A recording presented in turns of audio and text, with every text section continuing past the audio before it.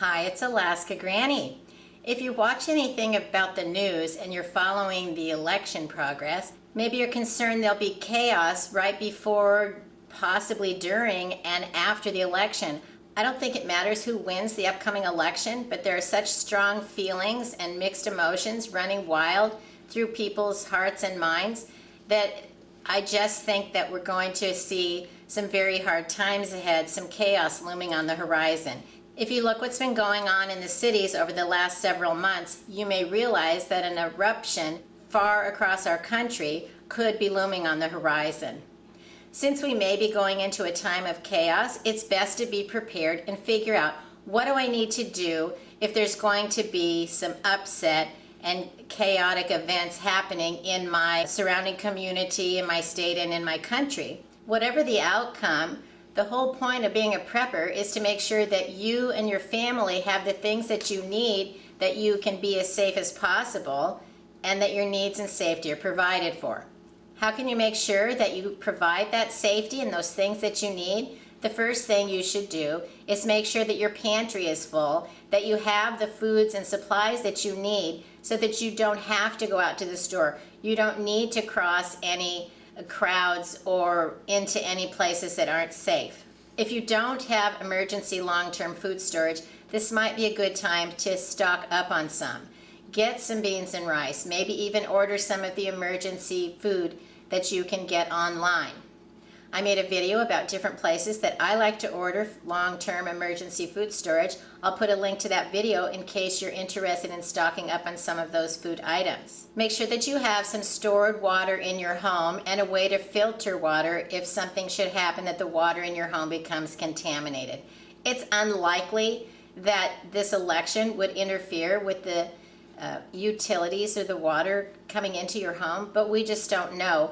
On top of political turmoil, there are still natural disasters. Things like floods and hurricanes, tornadoes, those can interfere with the quality of the water. Floods can cause things to overflow into clean drinking water, and hurricanes can knock out power and electricity that allow those things to flow freely into your home. Have a stash of cash in your home. Have as much as you can comfortably afford, and keep it in small denominations, 1s, 5s, 10s, 20s, mostly smaller bills. Because if you need to then go out and get something, say some more bottled water, some baby diapers, something that you forgot, you'll have cash to pay for it. I've noticed around where I live lately, they've been requiring you to either use a credit card or a debit card, and they're not accepting cash or saying that they can't give change back.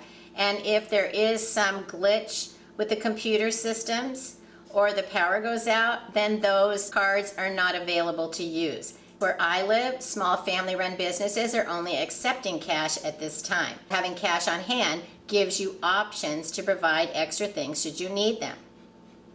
Check out your emergency lighting supplies. Do you have candles? Do you have lighters? Do you have flashlights, extra batteries? Perhaps you have some oil lamps, battery-operated lamps, solar chargers. Make sure that you have a lights-out emergency kit, that if the power goes out and you're in the dark, you have a way to provide the light that you need, and also be able to provide some emergency cooking. Maybe you have a camp stove, a butane stove. You have enough propane in your gas barbecue grill, or extra charcoal if you needed to use your grill. Make sure that you have some way to heat up food if the power goes out and we have an emergency and we still need to eat. Keep your electronics fully charged. Maybe you have a few of those external battery packs. Some of them even have a little solar panel on them. There are nice ways that you can keep extra power so that you can communicate as you need to. Then don't just rely on your cell phone for your emergency contact information.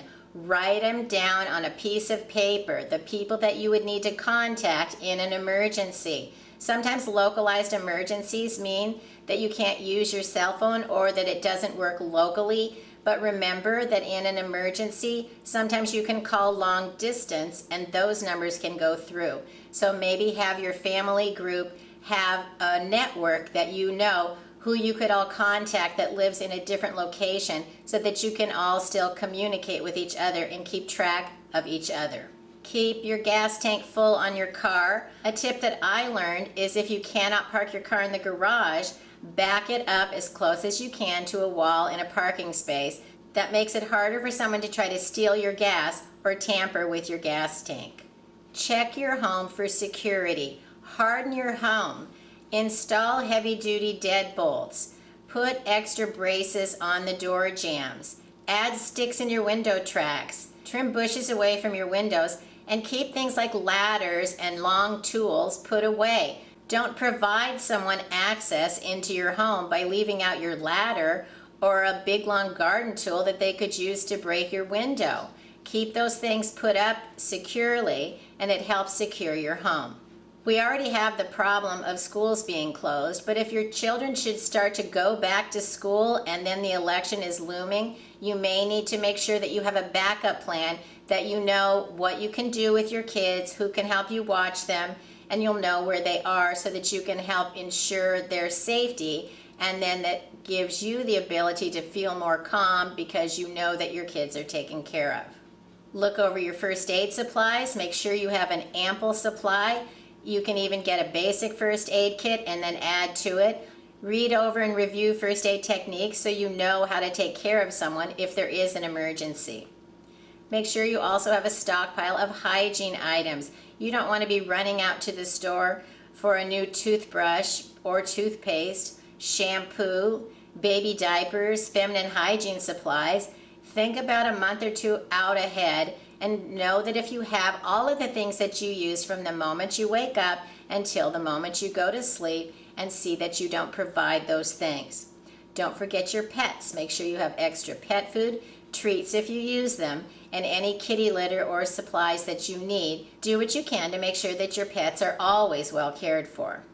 There are times that it may not be safe to leave your pet alone in the yard outside. You may want to see about having a way to keep your pet in the house more if your pet is normally allowed to spend time outdoors. Keeping your pet indoors is a good tip for all kinds of different events, such as 4th of July fireworks, Halloween trick-or-treating, New Year's celebrations. There are a lot of times when you want to make sure that you keep your pet safe so they don't become scared and bolt and maybe become lost or hit by a car, or that someone would try to harm your pet in any way.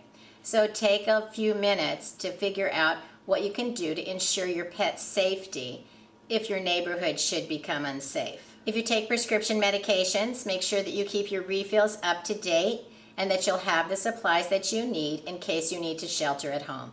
Not only do we have an election looming on the horizon, but we also have the COVID-19 coronavirus pandemic that is still running rampant through our country and the world. We're being threatened with lockdowns, resets, more stay-at-home orders, and the future just seems to be more uncertain now than any time I ever remember in my life. So it's worth it to me to go and do these few steps to make sure that I have what I need and we can be as safe as possible. So I hope that you'll try some of these tips so that you make sure you can make the best of it with yourself and your family as well.